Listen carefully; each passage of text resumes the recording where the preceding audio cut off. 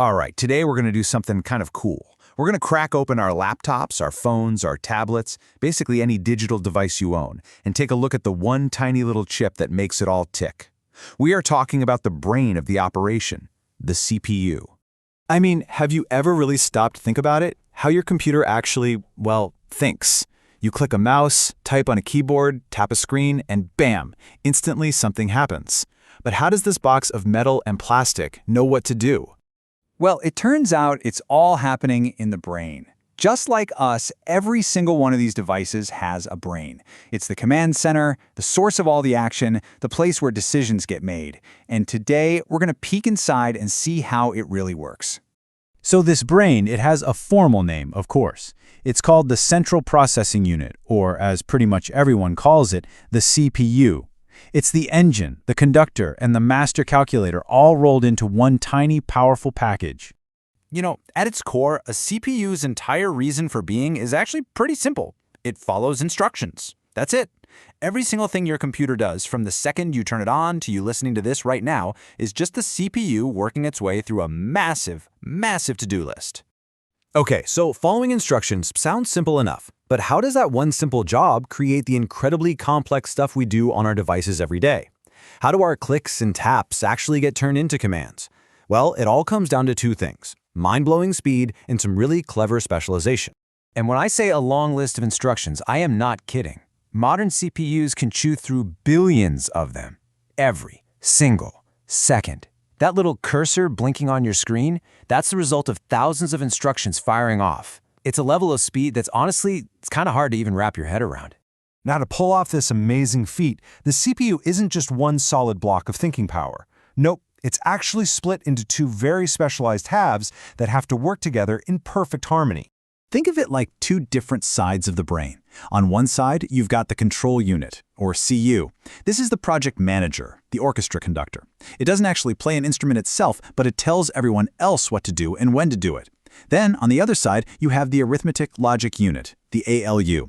This is your master calculator, the math whiz. It's the part that does all the number crunching and makes the logical decisions. So, one directs, the other calculates. So, let's zoom in on that conductor first, the control unit.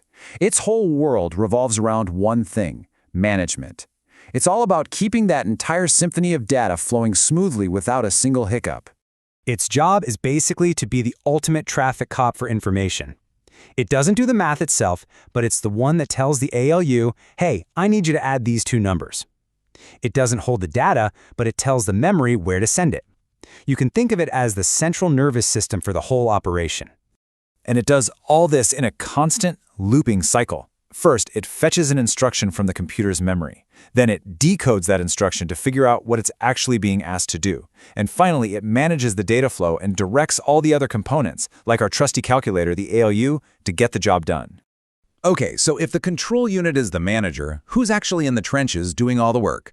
Well, that brings us to the other half of the brain, the powerhouse calculator itself, the ALU.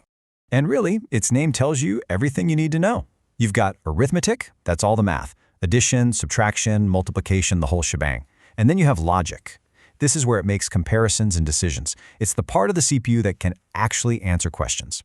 So you've got these two main talents, right? On one hand, you have your straightforward math operations. This is the stuff that powers everything from spreadsheets to the physics in a video game.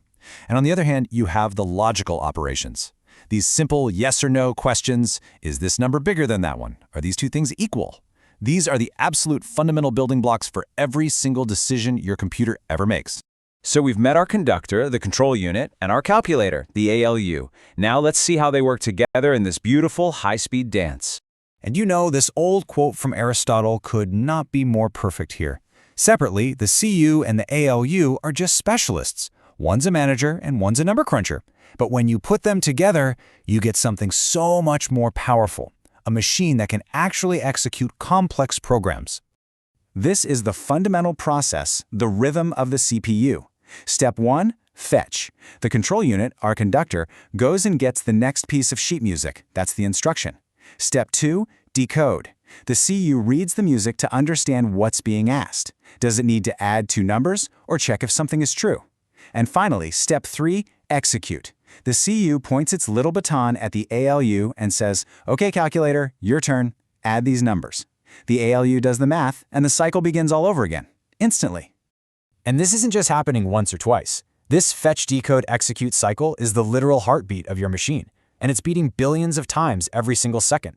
It's this relentless, incredibly fast rhythm that creates the smooth, seamless experience we have with all our technology. So we get how this single brain works. But if this is the brain, what happens when we ask it to think about a billion different things all at once? I mean, we all do it, right? We've got dozens of apps open, music streaming, notifications popping up. How does one brain handle all that chaos? Well, that very challenge is what led to the next big evolution of the CPU, proving that even a computer's brain has to learn how to multitask.